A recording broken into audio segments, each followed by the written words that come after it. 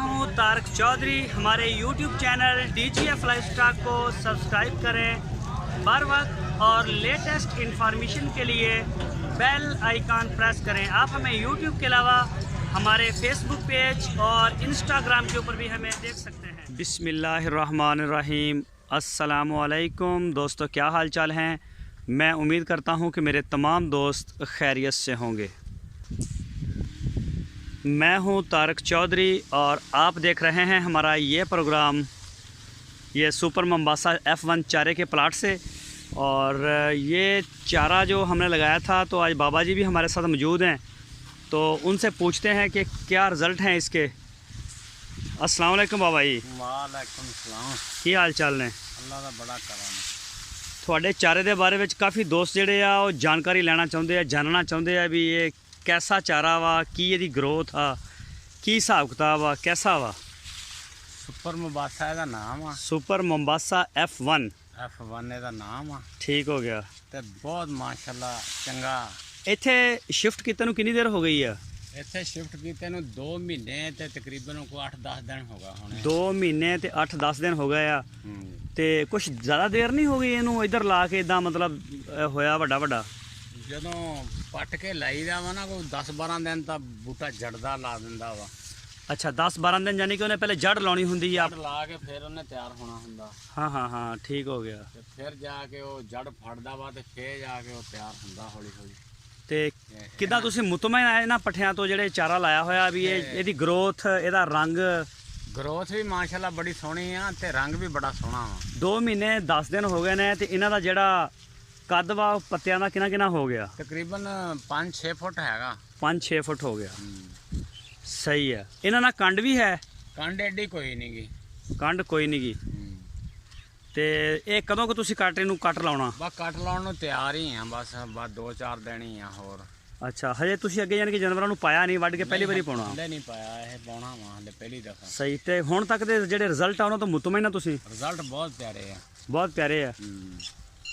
सही है। तो तकरीबन 6.5 फुट भी है वो अगली साइड ते काफ़ी वड्डा वड्डा नज़र आ रहा। तो यदा ज़रा मुड़ दिखाओ हाँ, किसी बूटे का ज़रा मुड़ दिखाओ हाँ।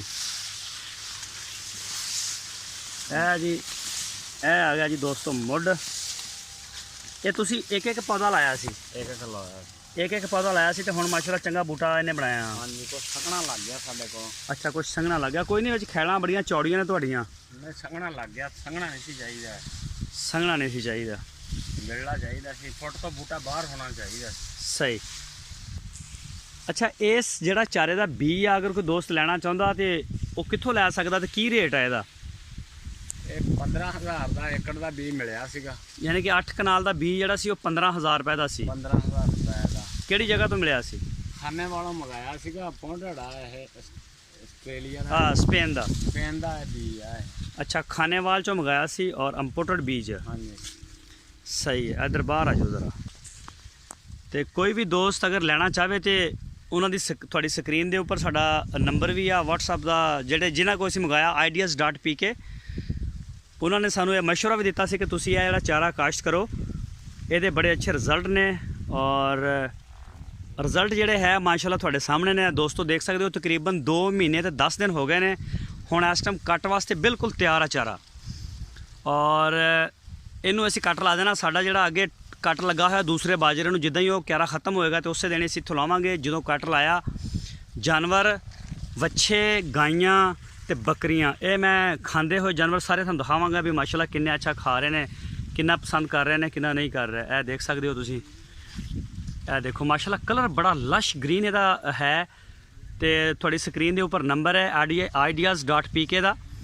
इस नंबर के उपर तुसीं उन्हां नूं फोन कॉल कर सकते हो, WhatsApp करके किसी भी किस्म के जिहड़े चारे के बी ने वो तुसीं उन्हां दे कोलों घर बैठे भी मंगवा सकते हो। पूरे पाकिस्तान चो डिलीवर कर रहे हैं, ऑनलाइन काम कर रहे हैं, इंपोर्टेड बीज का काम करते हैं ज़्यादा।